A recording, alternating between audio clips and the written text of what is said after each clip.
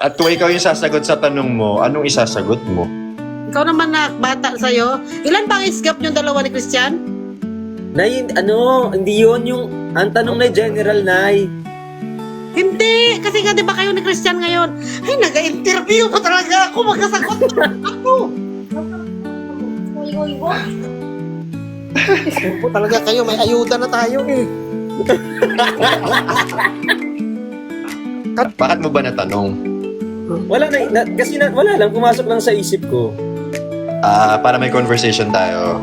Oo, hindi kasi normally, ako lagi yung baby. Ay, sana all, nagiging baby parati.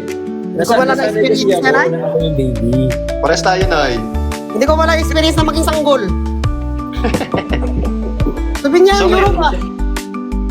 So ikaw, Bricks, gusto mo naman ma-experience na ikaw naman yung nang baby? Tama ba? Ano lang, parang may mood kasi ako eh. May minsan, Understand. gusto ko Hindi, magpa-baby. Buuin mo kasi, buuin mo. Mahirap na, baka nag-iikot si TikTok ngayon. Baka isa na naman sa atin evict. Gusto ko lang magpa-baby minsan. Minsan gusto ko ako mag-baby. May ganun akong mood.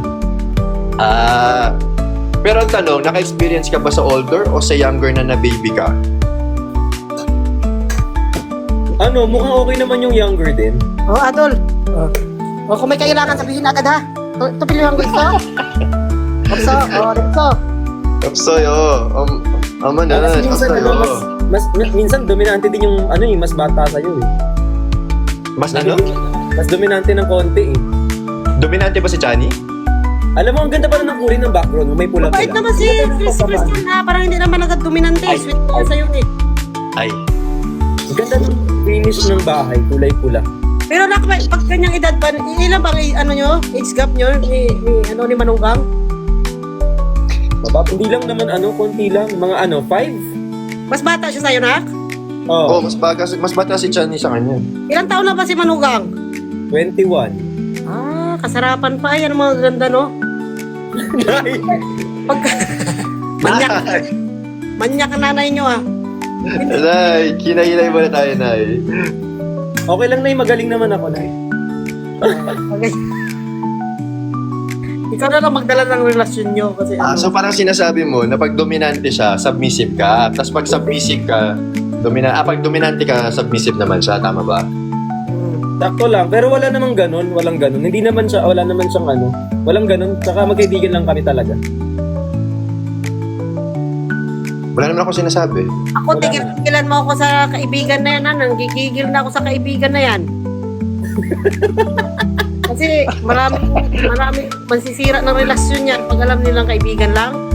Nag-aabang-abang yung iba dyan. Uy, alam mo, take it from me. Nawala yung binalikan ko kasi hindi ko sineryoso, hindi ko inilagaan at wala kaming direktang affirmation sa isa't isa. Ipiyan mo yan doon, bata ko. Ipiyan mo doon. Huwag ka magsabi.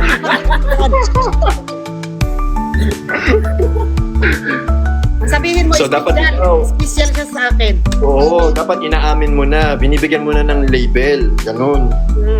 Nasa ilang level na di ba kayo? Nasa level 9 na kayo eh. Label, hindi level. Label, hindi level. Iba ba yun? Kala ko parang Iba level. ba yun, Nay? Wala ko level ba? Ano ba yung label na yan? Label na yung ano ba silang Panis dalawa? na kasi na kailangan check mo yung label, baka panis na eh. Wala kasi hindi ko na-experience yan yung label na ganyan sa relationship. Kasi ako pagka gusto ko yung lalaki, gusto ko, hindi ayaw ko na ng maraming kuskus O balungos. di ang pag ganun na, yung label nyo, kayo na. Magjowa na kayo.